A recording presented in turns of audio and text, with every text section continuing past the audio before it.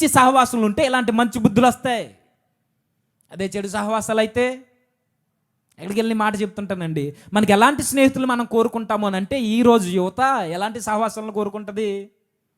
ఇలా కాలిస్తే వద్దు, సింపుల్గా ఇలా కాల్ చేస్తే ముక్కుల్లోంచి చెవుల్లోంచి రింగులు బయటకు వస్తే మనకు బెస్ట్ ఫ్రెండ్. సిగ్గుందా మనకి?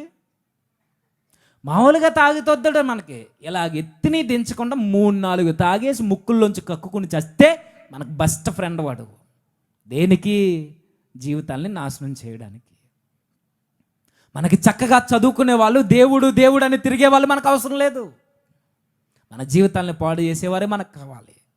ఒక విషయం చెప్పనా, ఆంద్రే గారికి ఉన్నటువంటి ఒక మంచి స్నేహితుడు, ఒక యోహాను లాంటి, లేదా ఈ జబదయి కుమారుడైన ఒక యోహాను లాంటి స్నేహితులు మనకు లేరు అనుకోండి, చూస్తూ చూస్తూ మన జీవితాన్ని మనమే నాశనం చేసుకున్న వాళ్ళం అవుతాం. ఇది నేనన్నమాట కాదు.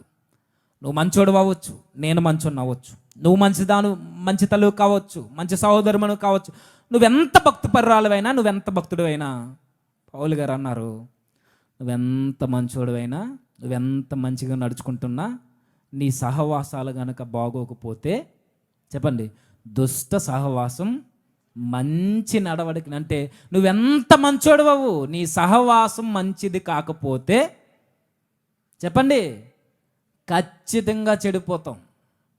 దుష్ట సహవాసం మంచి సహవాసం, లేదా దుష్ట సహవాసం మంచి నడవడికని చెరుపుద్ది అంటే ఖచ్చితంగా చెరుపుద్ది. మనకు తెలుసు బెస్ట్ ఎగ్జాంపుల్ ఎవరు? దేవుని హృదయానుసారుడు, ధర్మశాస్త్రాన్ని దివారాత్రులు ధ్యానించే వ్యక్తి దావీదు గారి గర్భాన ఒక అబ్బాయి పుట్టాడు. కేవలం సహవాసాలను బట్టి తన జీవితంలో అర్ధాంతరంగా పొడవబడి చచ్చిపోయాడు. ఎవరు చెప్పండి? అబ్షాలోమే చంపేశాడు. అందరూ అబ్షాలోమ్ అని చెప్తారేంటి ఇప్పుడు? ఎక్కడ వినబడుతున్నాయి?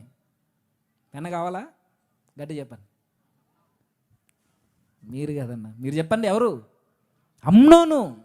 తన జీవితంలో కేవలం స్నేహితుడి సలహాయే రాజసింహాసనం కొరకు పోరాడాల్సిన ఈ పెద్ద కొడుకు అబ్షాలోము చేతిలో యోవాబు సలహా విన్నందుకే యవ్వన ప్రాయంలో తన జీవితాన్ని ముగించుకుని వెళ్ళిపోవాల్సింది. పొడిచి చంపేశారండి. ఇంకొకరు ఉన్నారు, సంసోన్ గారు, మనకు తెలుసు, బలాఢ్యుడు. ఇంత బలాఢ్యుడు, జస్ట్ మనకి సాంగ్లో కనబడుతున్నాడు కదా, వీరతాండవం చేసేస్తున్నాడు పట్టుకుని, దవడెముకు పట్టుకుని, సింహాన్ని కూడా ఒక చేతితో ఇటు లాగేస్తున్నాడు కదా. పడిపోవడానికి కారణం ఏంటి చెప్పండి? దెలీలా అంటాం కదా, దెలీలా కన్నా ముందు, దెలీలా రాకముందే తన జీవితం కొలాప్స్ అవ్వడానికి ప్రారంభపు అడుగుల్లో తను తీసుకున్న నిర్ణయం సహవాసం. తన సహవాసాలే పాడు చేసే. తనకి ముఖ్య స్నేహితుడు ఉన్నారు ఫిలిస్తీన్లో. ముఖ్య స్నేహితుడు ఉంటే జస్ట్ చిన్న గొడవలు జరిగాయి. సంసోన్ గారికి ప్రేమించిన తన భార్యకి ప్రేమించి పెళ్లి చేసుకున్నాడు. మరి ఇలా చిన్న గొడవలు జరిగేసరికి కోపగించాడు. ఇంటికి వెళ్ళి పండగ వచ్చిందని మేకపిల్లల భుజాల మీద వేసుకుని మళ్ళీ తిరిగి వచ్చాడు.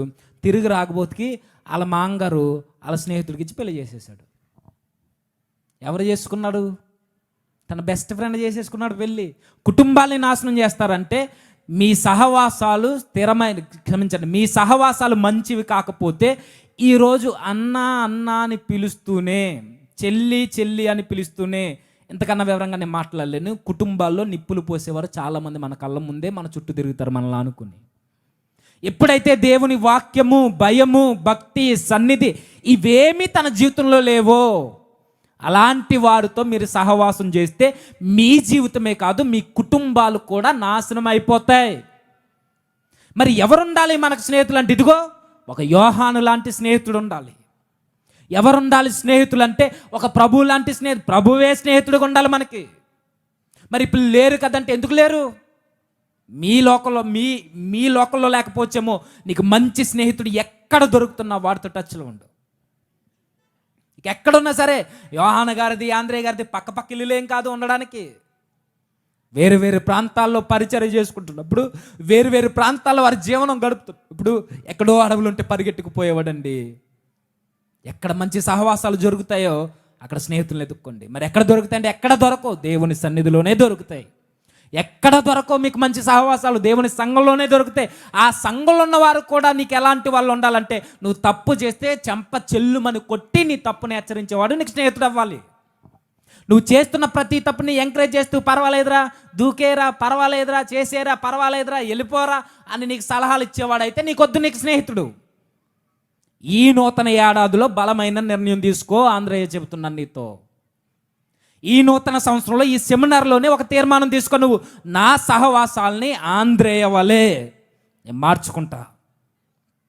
నా సహవాసం ప్రార్థన పరులతో, నా సహవాసం భక్తి పరులతో, నా సహవాసం దైవ సేవకులతో, నా సహవాసం దేవుడు దేవుడు అని తిరిగే ఒక వ్యక్తులతో, మంచి వ్యక్తులతో, వారితోనే నా సహవాసం. నేను తీసుకో. ఇంకేమన్నా ఆయన జీవితంలో అంటే, ఆయన జీవితంలో ఉండదు. ప్రభువు దగ్గరికి నడిపిస్తాడు, ప్రభువే కనబడాలనుకుంటాడు, ప్రభువే నన్ను చూడాలనుకుంటున్నాడు. మరలా చెబుతున్నాను, మనం ఎవరో మెచ్చుకోవడానికి మీరు ఏ పని చేయొద్దు. మీరు ఎవరినో ఆనందింపజేయడానికి వేషధారణని ముసుగేయొద్దు. మీరు ఎవరి చేతో మార్కులు ఎంచుకోవడానికి మీరు ఏమీ చేయొద్దు. నేను చెప్తున్న మరలా మొన్న చెప్పిన మాటే, నేను మీ కొరకు ప్రాణం పెట్టలేదు, జేమ్స్ అన్న మీ కొరకు ప్రాణం పెట్టలేదు, ఇక్కడున్న ఎవ్వరు మీ కొరకు ప్రాణం పెట్టలేదు. ఎవ్వరు మనకు నిత్య జీవాన్ని ఇవ్వరు, ఎవ్వరు మనకు రక్షణ ఇవ్వరు. మనకు రక్షణనిచ్చేది, నిత్య జీవాన్ని ఇచ్చేది, ప్రాణం పెట్టేది మన ప్రభువుకు నచ్చే పనిలో మనం ఉండాలి. ప్రభువుకు నచ్చేటట్టు మాత్రమే మన జీవితాలు ఉండాలి. ప్రభువుకు నచ్చేటట్టు మాత్రమే మన బ్రతుకులు, కుటుంబాలు, సహవాసాలు మనం కట్టాలి. మన పనులు కూడా అలానే ఉండాలి. ఆయనకి నచ్చేలా మన జీవితాలు కడితేనే ఒక ఆంధ్రేయుల మరల ఈ తరంలో మనం లేస్తాం. ఆయనకున్న మరొక మంచి క్వాలిటీ ఏంటంటే, ఆయన జీవితంలో ఆయనకి తెలిసిన దానిని ప్రభువుకి దగ్గరికి తీసుకువెళ్తాడు, అనేక మందికి చెప్తాడు.